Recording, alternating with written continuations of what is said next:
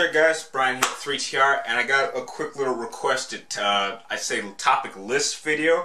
This list was requested to me by one of my PlayStation Network friends, and he wanted me to share two of my lists. The first one for this video being my top 5 favorite Resident Evil male characters. Now, to start off, a little bit underrated in my opinion. Number 5 on my list is Barry Burt. Barry Burt is very underrated. As far as I know, he's only been introduced in, I believe, 2 games, if I remember correctly. Correct me if I'm wrong. But everything about him just screams badass. He's not really the whole big muscular guy. He's actually kind of husky. And you cannot talk about Barry without talking about that absolutely massive hand cannon. I mean, I would even say it probably rivals Clint Eastwood's. Damn, it's been so long since I've seen Dirty Harry. What was the name of that gun he was carrying when he said that line? I mean, Barry Burt could totally pull off a line like that and be like, "You feel lucky, punk," and just look like a total badass doing it. And they need to bring him back. I don't know what he's been doing in the Resident Evil world since his departure in Resident Evil 1, maybe because he was actually one of the many characters that could actually die throughout the game, but bring him back. If anything, bring him back in Resident Evil 7. I don't just like seeing him in these extra character map packs, so Barry Burt.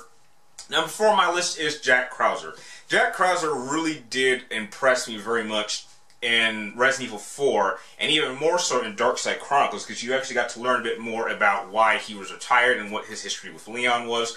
And overall, he seems like one of those old anti-hero type characters. Like, he has his own agenda, but he's willing to work for the evil forces if it helps him achieve his goal. I just wish that his viewpoints of Umbrella were not quite drone-like. Like he has a mind of its own. It's a shame, because I really would like to have played him really strictly in his own Resident Evil game. I think he would make a great hero character, in my opinion.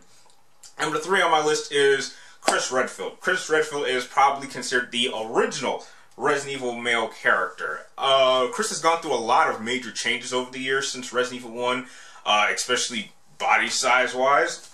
And in my opinion, a lot of, not just me, but a lot of people did agree that I believe Chris should have retired in Resident Evil 6. There was this absolutely wonderful moment he had with Piers. For those of you who haven't played, this is a bit of a spoiler, where he's talking to Piers and he's like, I've been doing this for a while, and when this is over, I would really like you to take my spot. And I thought that was probably one of the best moves Capcom could have done for the Resident Evil series, because it's like, okay, it symbolizes that we are now creating a new generation of characters, and the old generation characters are retiring.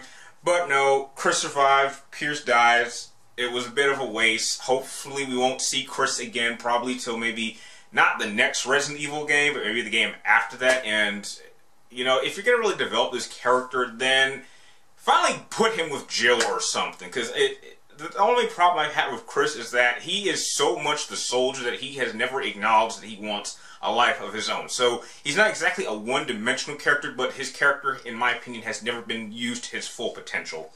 Number 2 on my list is Albert Wesker. Although Wesker, at this point in time, is dead, he does have Jake Muller as his son, who does carry some of his characteristics, so we did get to see a little bit of Wesker in him. But Wesker has been kind of like the puppet master for a majority of the Resident Evil franchise, and it was a bit, sad to kind of see him have his end in Resident Evil 5. But over the course, if there's one thing that could describe Wesker, and that word is simply badass. I mean, he has that whole Matrix look, and he's always, calm, until we got to Resident Evil 5, he was never like a stressed out character, and his plans always seemed to work, even if, things didn't play out exactly as he planned. And it's just his overall coolness. It's like, no matter how bad the situation is, he always keeps his cool.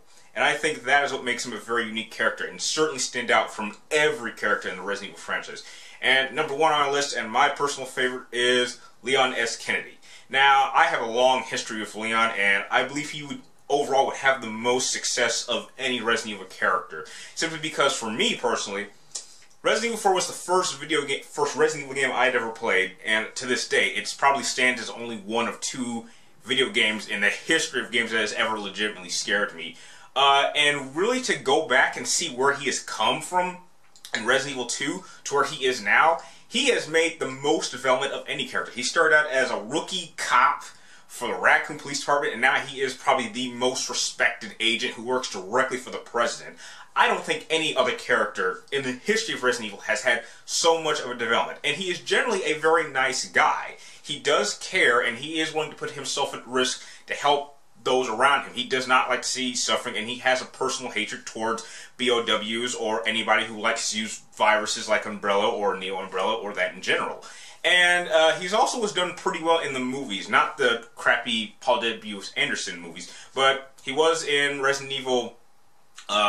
Yeah, I can't even think of the first one. I think the one that he really shined at was Damnation.